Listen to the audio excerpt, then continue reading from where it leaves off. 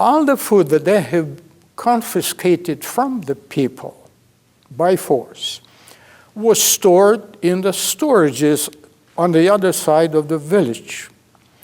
That was Soviet storages. It was kind of prehistoric method, but it worked. In fact, they're still using it in Ukraine. You dig the ground about a meter and a half, about 100 meters long, about 50 meters wide, huge. On the bottom you put straw, and then the sacks or burlap material, and then you pile up potatoes or beets or cabbage or whatever the produce, including wheat and barley and so on the other side. And then they covered again with a burlap material, and then straw on again, and then the soil, the dirt on top, leaving the entrance from one side.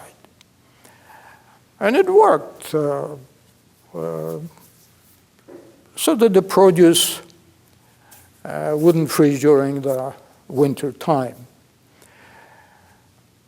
The people knew that there was food there, and quite often, especially mothers with small children that didn't attend the school, were approaching. We used to call them burty, these storages.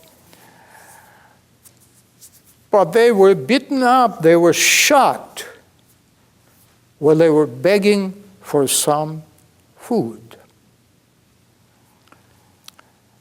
When the spring came, there were not enough able people to cultivate the land. Even those who were alive, they simply couldn't work physically. They were too weak. And if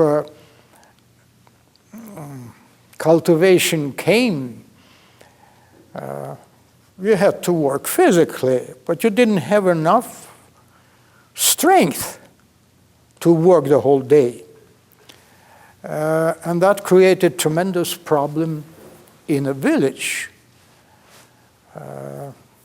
Although there were complaints, it was the Molotov's order to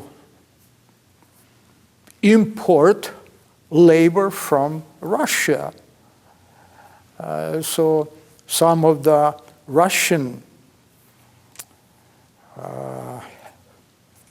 peasants or farmers came. They were given empty houses, those that were empty by now in our village. It was the first time that I have heard Russian language.